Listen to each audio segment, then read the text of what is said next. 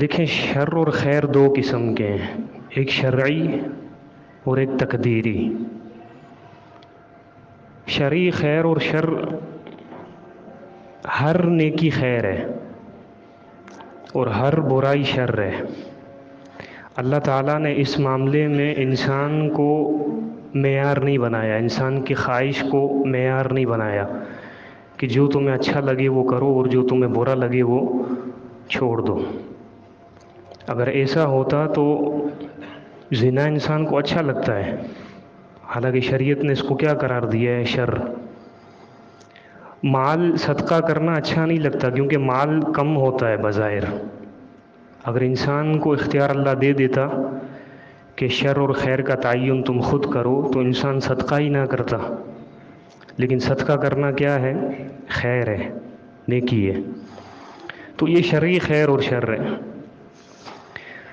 لیکن ہمیں جو تربیت کی ضرورت ہے وہ یہ ہے کہ ایک تقدیری خیر و شر ہوتے ہیں، یعنی جو اللہ نے تقدیر میں ہمارے معاملات لکھے ہیں دنیاوی زندگی میں، وہ خیر اور شر کیا ہے؟ والقدر خیرہ و شرہ، جیسا کہ اللہ کے رسول صلی اللہ علیہ وسلم نے بھی فرمایا کہ تقدیر میں بھی خیر اور شر ہے، اس پر تمہارا ایمان ہونا چاہیے۔ اب تقدیری خیر اور شر کیا ہے کہ انسان کو زندگی میں جو بھی مصیبت پہنچتی ہے وہ کیا ہے؟ شر ہے۔ جو اس کی طبیعت پر گراں گزرتی ہے، ناپسند کرتا ہے جن چیزوں کو، وہ شر ہے۔ اور انسان کو کسی بھی شکل میں نعمت ملے دنیا میں، وہ کیا ہے؟ خیر ہے۔ اب دیکھیں، خیر تو ہر ایک کو اچھا لگتا ہے کہ نہیں؟ ایسا خیر ہر ایک کو اچھا لگتا ہے، خیر میں ہر بندہ خوش ہوتا ہے، اس کی تو بات ہی الگ ہے۔ لیکن تربیت کی ضرورت یہ ہے کہ جب ہماری زندگی میں ہمیں شر پہنچے، کوئی مصیبت پہنچے، کوئی آزمائش پہنچے، ہر آزمائش ہر مصیبت شر ہے، لیکن سوال یہ ہے کہ کیا اللہ تعالیٰ نے دنیا میں کوئی ایسا شر بھی پیدا کیا ہے کہ جس کے پیچھے کوئی خیر کا پہلو ہی نہ ہو، جو ٹوٹلی شر ہو؟ بعض اہل علم نے کہا کہ ہاں، دو چیزیں ایسی ہیں جو شر ہیں اور ان کے اندر کوئی بھی خیر کا پہلو نہیں ہے، ایک ابلیس اور دوسرا جہنم کی آگ۔ ابلیس کا کوئی فائدہ ہے؟ ابلیس آپ کو ہدایت دیتا ہے کہ مجھے نیکی کا حکم دیتا ہے؟ نہیں، تو یہ تو ٹوٹل شر ہوا۔ جہنم کا کوئی فائدہ ہے؟ کیا جہنم میں لذت ملے گی لوگوں کو؟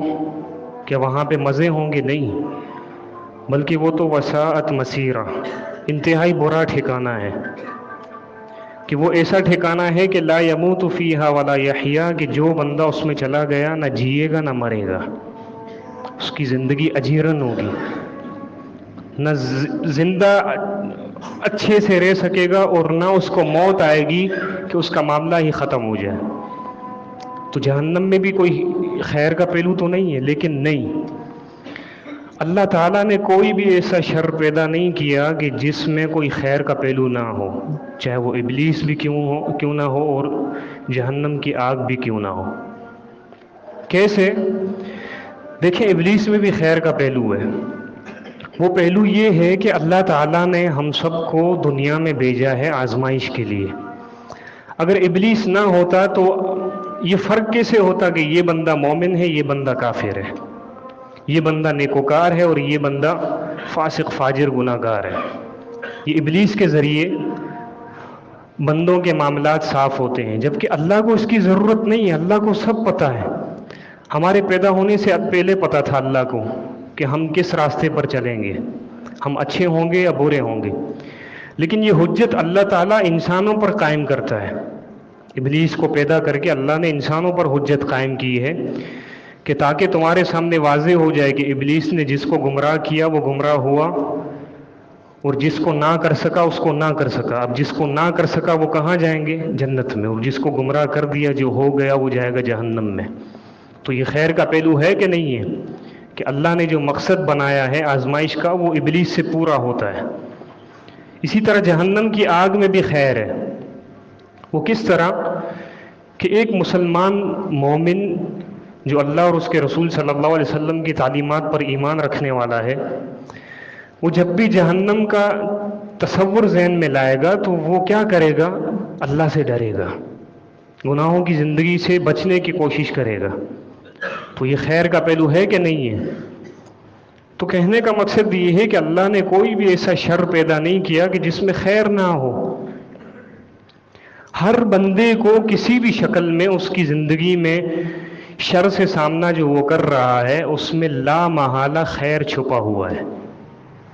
اب ضرورت اس بات کی ہے کہ ہم ان خیر کے پہلوؤں کو تلاش کریں اور اپنے آپ کو تسلی دیں اور اللہ تعالیٰ کے قریب کریں، نہ کہ یہ کہ ہمیں زندگی میں شر پہنچے اور ہم اپنے آپ کو اللہ سے دور کر دیں۔ کیونکہ دیکھیں، یہ مصیبتیں جو ہوتی ہیں، آزمائشیں ہوتی ہیں، یہ سب کی سب شر ہیں۔ ان تمام آزمائشوں کا اور تمام مصیبتوں کا انسان کی روحانی زندگی پر اثر ہوتا ہے۔ اگر ایک بندہ پریشان ہو، مصیبت میں مبتلا ہو، وہ بوجھ محسوس کرتا ہے اپنی زندگی میں، کھلک میں نہیں جیتا، وہ ہے کہ نہیں ہے ایسا معاملہ؟ جو پریشان ہو وہ گھٹ کر جیتا ہے، وہ ایک بوجھ ہوتا ہے اس کے دل میں، بوجھل سی طبیعت ہوتی ہے اس کی، لوگوں سے کھل کر نہیں ملتا، وہ اس کے چہرے پر خوشی آپ کو نظر نہیں آئے گی۔ تو یہ مصیبتیں، یہ آزمائشیں انسان کی روحانی زندگی پر اثر کرتی ہیں، اور یہ ایسا بوجھ ہیں کہ بندے کو بٹھا دیتی ہیں۔ یہ مصیبتیں جو انسان کی روحانی زندگی پر اثر انداز ہوتی ہیں، اور جب بندہ بیٹھ جائے تو وہ نہ دین کا رہے گا نہ دنیا کا رہے گا، وہ اللہ سے دور ہو جائے گا۔ تو تربیت کی ضرورت یہ ہے کہ ہمیں اگر زندگی میں شر پہنچ رہا ہے یا پہنچے گا، اللہ سب کو محفوظ رکھے ایسی آزمائش سے کہ جس آزمائش میں بندہ پورا نہ اترے۔ لیکن آنی تو ہے نا مصیبت، یہ زندگی مصیبت سے خالی نہیں ہے جب تک قبر میں نہیں جائیں گے۔ جب قبر میں جائیں گے تو انشاءاللہ اللہ تعالی ہمارے ساتھ معاملہ اچھا کرے گا، اللہ سے امید ہے۔ لیکن جب تک زندہ ہیں تو لقد خلقنا الانسان فی کبد، انسان کی زندگی ہے ہی مشقت پر بنی ہوئی۔ آج خوشحالی ہے تو کل آنے والی مصیبت کے لیے تیار رہو، مستعد رہو۔ تو کہنے کا مقصد یہ ہے کہ تربیت کی ضرورت یہاں پر ہے کہ ہمیں زندگی میں اگر شر پہنچا ہوا ہے یا پہنچے گا تو اس پہنچنے والے شر میں خیر کے پہلو تلاش کریں اور اپنے آپ کو زندگی میں تسلی دیں اور اللہ کے قریب کریں اپنے آپ کو۔ دیکھیں، انسان کو زندگی میں ہر بندے کی مصیبت، ہر بندے کی آزمائش دوسرے سے مختلف ہوتی ہے، ہر بندے کے حالات دوسرے سے مختلف ہوتے ہیں، لیکن اللہ تعالیٰ نے جو خیر کے پہلو رکھے ہوئے ہیں مصیبتوں میں، آزمائش میں، شر میں، وہ کامن ہیں، وہ ایک جیسے ہی ہیں۔ بندے کو ان کو تلاش کرنا چاہیے اور اپنے آپ کو تسلی دینا چاہیے۔